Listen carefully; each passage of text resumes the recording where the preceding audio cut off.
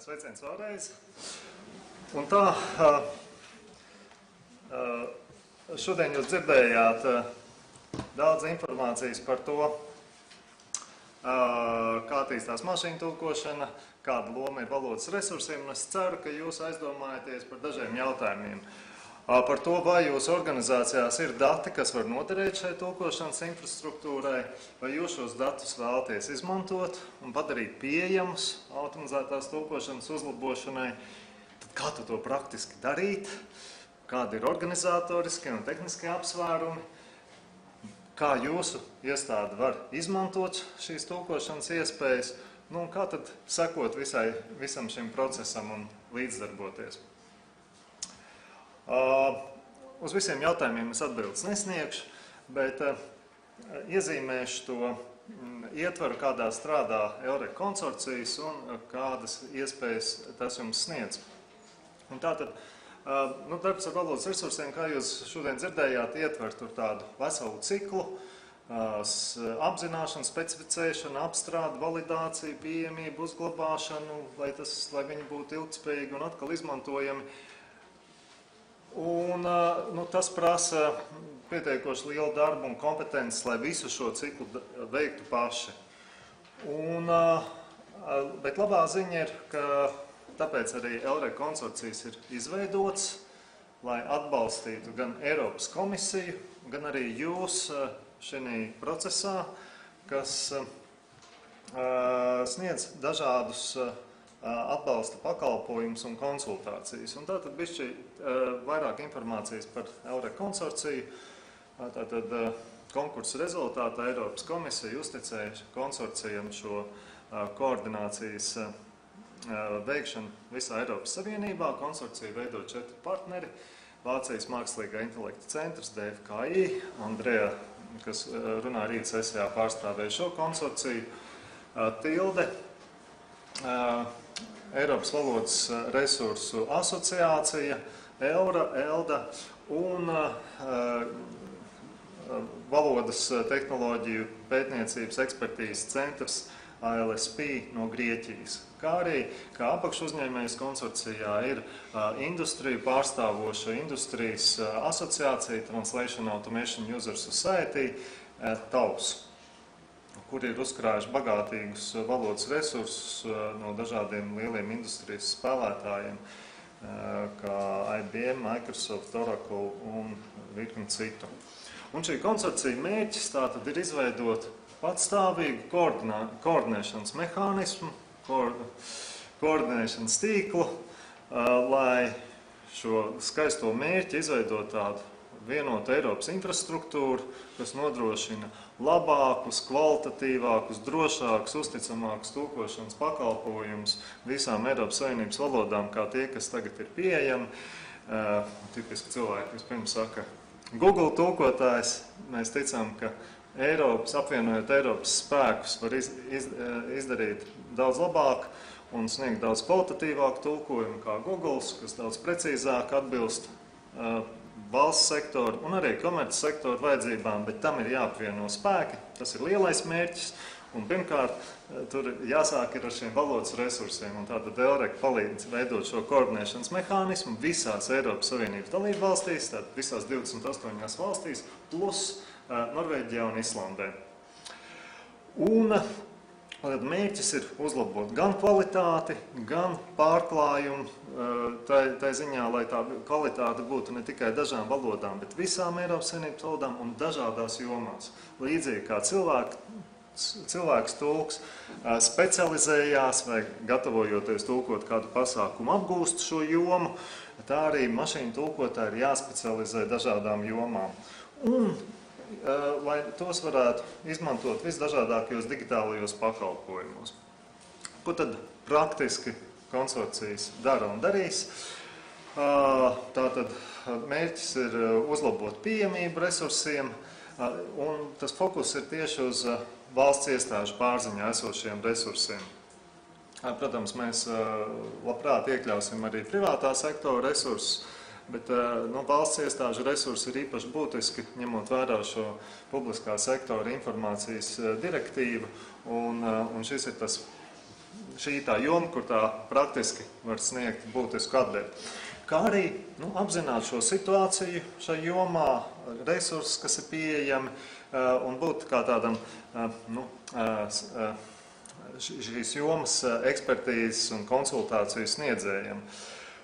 Un tātad iepazīstināt valsts sektoru pārstāvjus par valodas resursu nozīmi un šīm iespējām, un tāpēc arī mēs šeit esam. Un īpaši uzmanība ir juridiskajiem jautājumiem.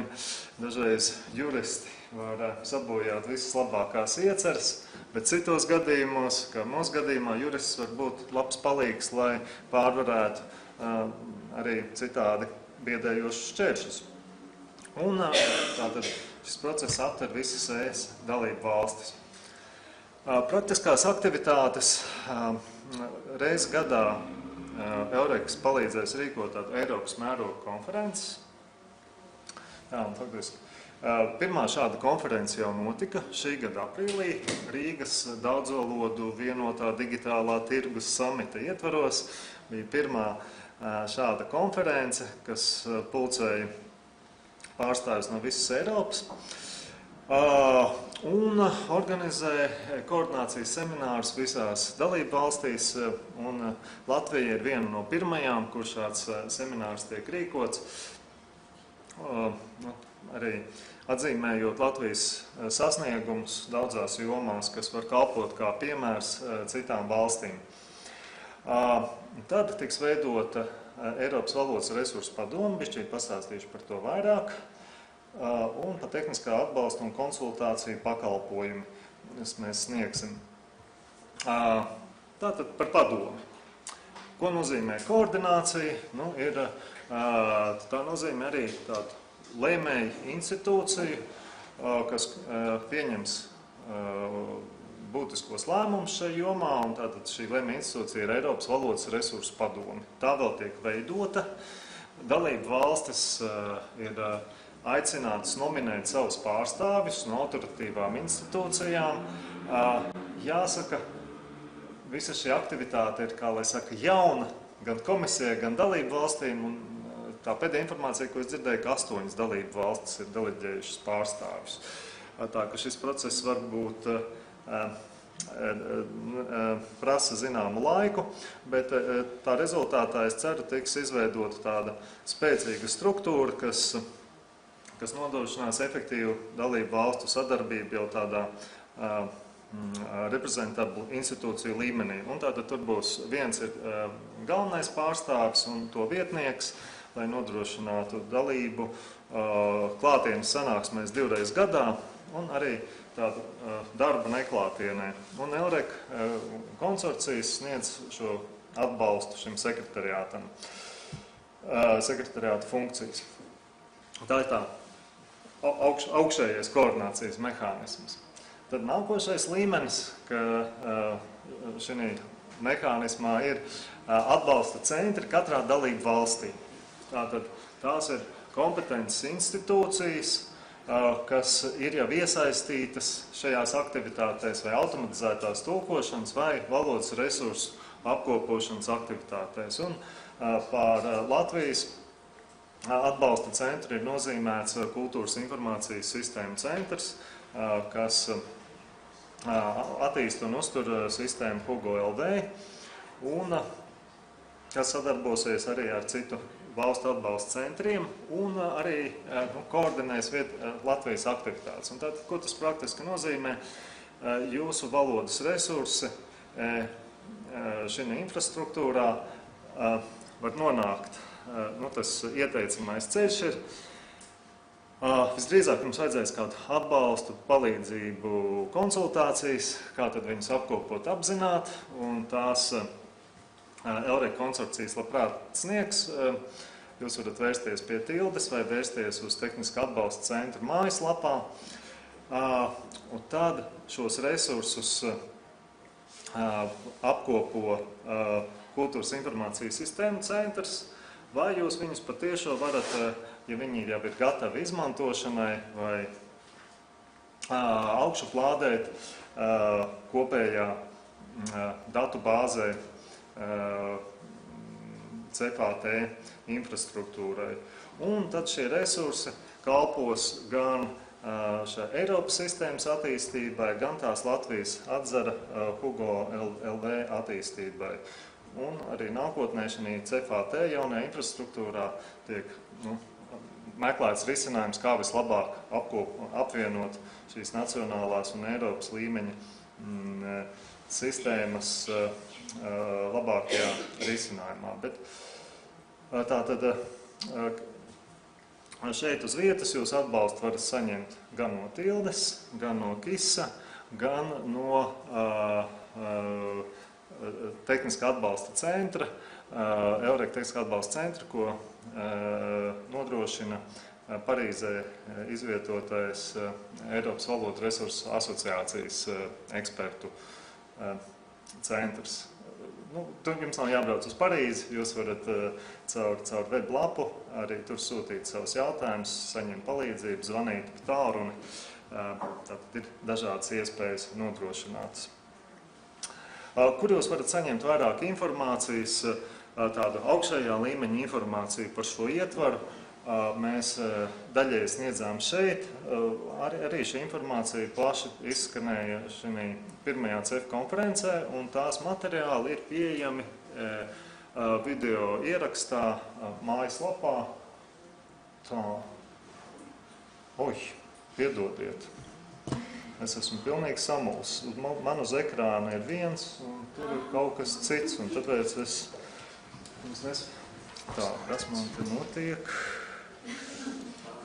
Tā. Nav sasinhronizēta. Tā varbūt mēs pamēģināsim. Aizvērt, pa jaunu atvērt. Jā. Tas, jā.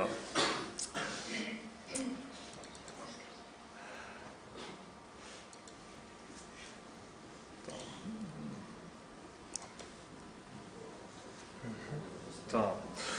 Jā, man ļoti jāatvainojās, bet es ātri izskriešu. Tātad šis bija tas dzīves cikls, šis ir konsorcijas sniedz atbalstu, šie ir dalībnieki. Šie ir mērķi.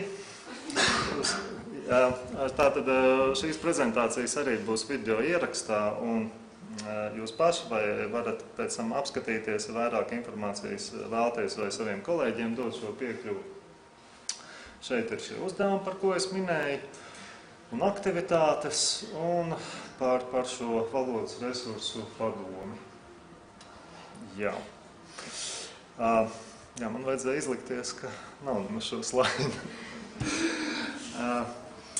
Un par atbalsta centriem.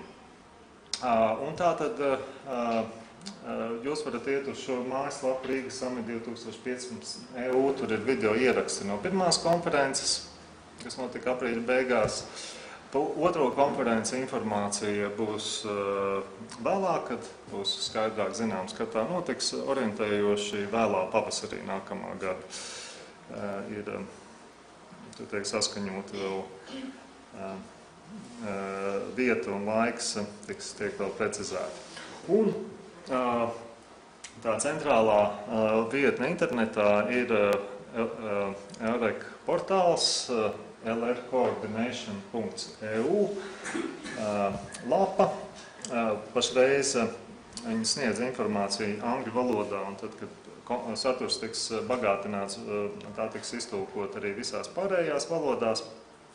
Un šeit jūs varat arī atrast pamata informāciju un informāciju par tiešsaistes līdzekļiem, kā jūs varat saņemt konsultācijas un palīdzību no Eureka.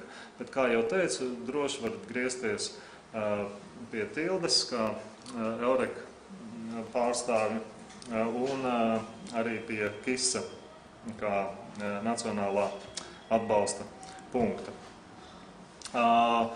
Vēl ko jūs varat darīt tūlīt, vienkārši izmēģināt, gūt personīgu pieredzi par mašīnu tulkošanas iespējām. Jūs varat izmēģināt šo sistēmu MTTC, ko Saila prezentēja, tad jums ir jāizsūta e-pasts un jādabū pieslēguma informācija. Šī sistēma pārklāja visas Eiropas Savienības valodas un ir veidota uz Eiropas institūciju datu bāzes, līdz ar to ir piemērota tās jomas tekstiem. Un jūs varat, ja to vēl neesat darījuši, izmēģināt sistēmu Hugo LV, kas ir veidota Latvijas valsts pārvaldes vajadzībām, un arī nodrošina dokumentu tulkošanu, un tur ir arī līdzekļi, kā viņi tiešsaistes pakalpojumos reālā laika tulkošanai var izmantot. Ja, un atkal, es domāju, ka pārstāvi jūs labprāt arī palīdzēs labāk saprast, kā jūs tūlīt varat jau gūt, pielietot šīs sistēmas savā darbā. Jā, un noslēgumā noslēgšu ar to, ar ko arī sāku. Tātad šīs ir iespējas, ko sniedz Eiropas Savienība, un atbalstot latviešu valodu, mēs atbalstam arī Eiropu, jo mūsu valoda ir viena no Eiropas oficiālajām valodām, un kā Uldis rādīja, tikpat nozīmīga kā pārējās valodas, un tai pašā laikā atbalstot Eiropas aktivitātes, mēs vienlaicīgi atbalstam arī latviešu valodu. Nemaz nerunājot par to, ka tas viss var tīri praktiski noderēt jau tagad ikdienas darbā ar daudzvalodu informāciju. Izmantosim šīs iespējas. Paldies!